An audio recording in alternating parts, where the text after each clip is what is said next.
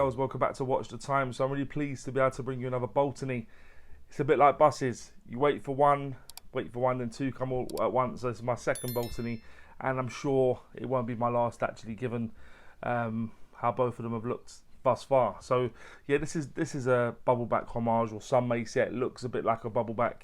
I like the linen dial on this. That's the one I would opt for. This one is a small seconds. They do also do a normal one, which is probably the one I would opt for. I don't want to give the game away too soon. And they've also got like a cream brownie dial one that also looks very, very nice. So like I said, Baltany is definitely a brand that I want to become more familiar with moving forwards. They seem to be making some fantastic watches, so I really want to take a look. Excuse my voice, I've got a bit of a cold, but we'll persist through. As I always say, there is an affiliate link in the description. Please feel free to use it if it's a watch that you like. It won't cost you any more, just as a little finder's fee for the channel.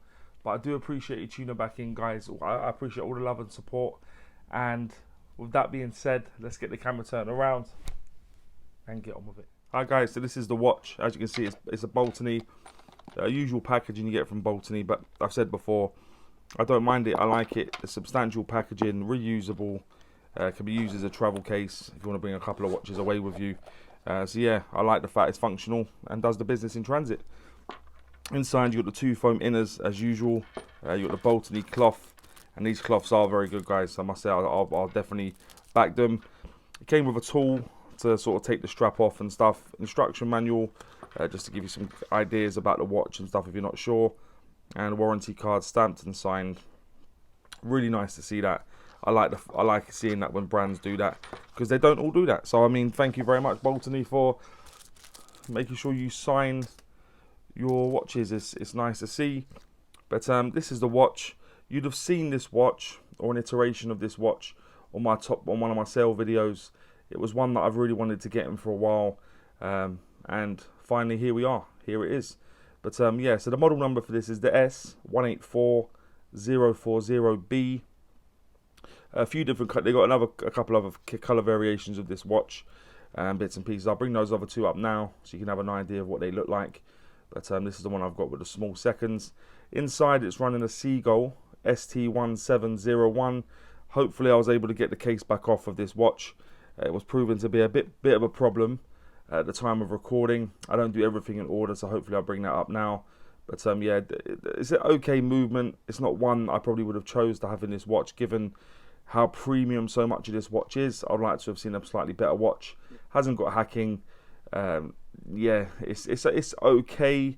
I'd have much rather seen an H35 or 38 or something in this. I'd have even rather had a ghost position than a non-hacking Seagull movement, if I'm honest. But there we go. ST1701 movement inside. The construction of the watch itself is 316L stainless steel, so that's the high polished bezel. Predominantly polished case, although the top of the lugs are brushed.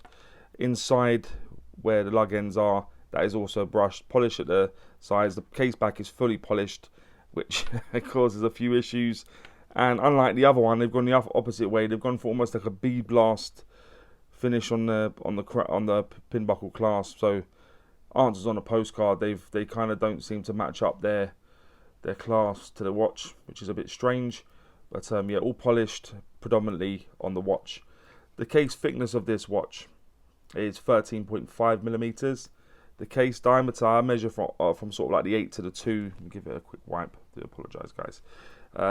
So it's coming at 36.1 millimeters, and when you go from 9 to the 3, including the crown, it was coming in at 39.2 millimeters.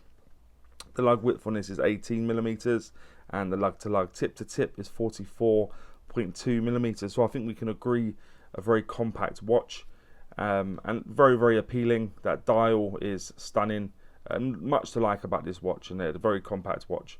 The bezel on this, as I mentioned a moment ago, is polished, very much in keeping with the rest of the watch, and also the watch that it was paying homage to, if you like. It's a watch that's definitely inspired by a more well-known watch.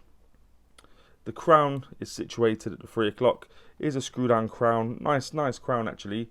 Nicely finished. Nice to grab hold of. Sterile in nature, which tends to be the way with Baltany. and the case back, as I showed you a moment ago, quick wipey, and yeah, all polished. Yeah, that's the construction. The strap, which this is my second watch from Baltany, and both straps have been very good. Yeah, nice black leather, finished nicely, bit of stitching, and the pin buckle clasp, as I said, maybe doesn't go, but yeah, nicely done. Pin buckle clasp. The crystal covering that dial again is quite a bit of pronounced sapphire crystal, so you won't hear me complaining about that either. Those of you who have seen my channel know that I do like a bit of sapphire crystal. The water resistance is cited as being 200 meters, so that'll give you 20 atmospheres of water resistance. But yeah, I wouldn't pay a huge amount of attention to the water resistance because it's not certified. But yeah, everything feels good. Nicely fitted crown and case back, and the crystal looks like it's nicely fitted, so I don't see a problem getting it wet. Maybe not on the leather strap, but yeah, I don't think it'll be a problem getting it wet. And the weight will appear in the top right hand corner. It's about 69 grams, which is probably about right, anywhere between sort of late 60s, early 80s for these watches, because the dimensions I think is about right for where they should be.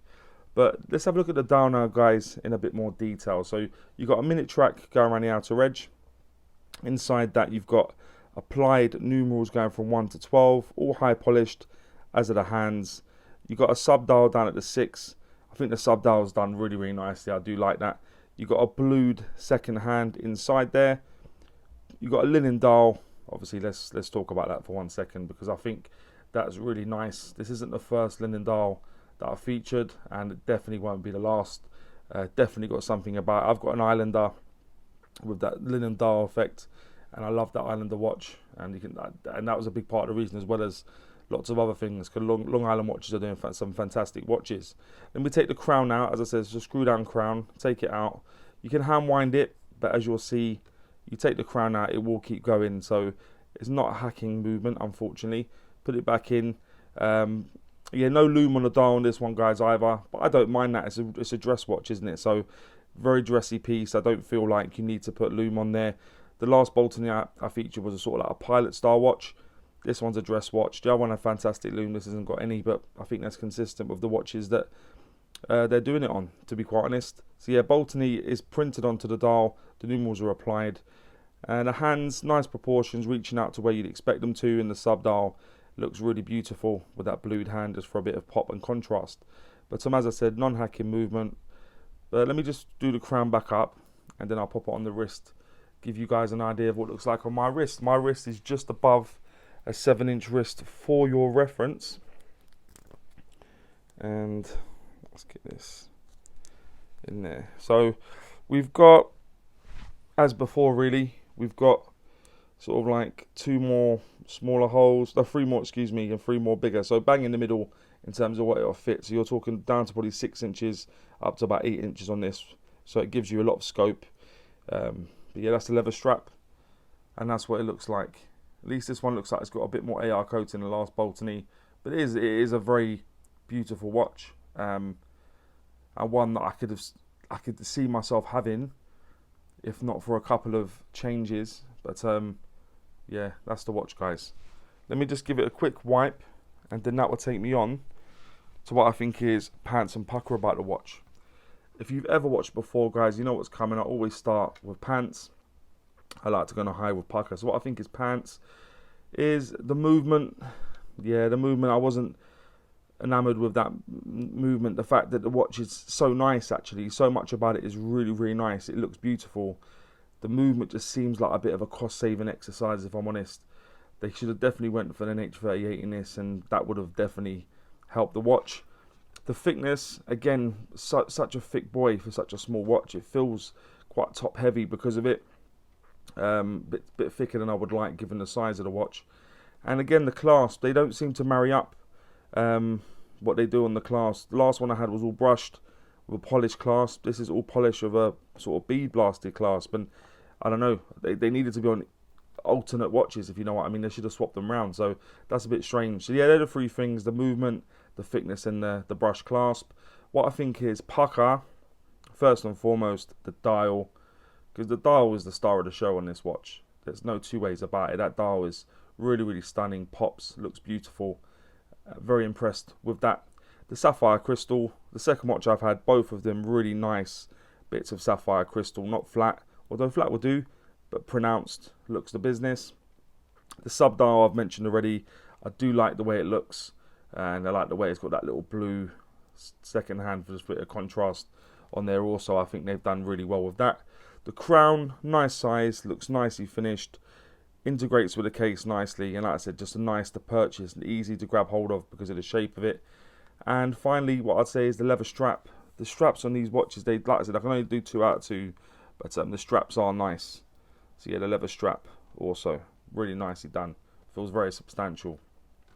So just to surmise what I think is a Pukka is, I'll go with the dial, I'd go with the sapphire crystal, the sub dial, the crown and the leather strap are what I think is Pukka. And would I recommend this watch?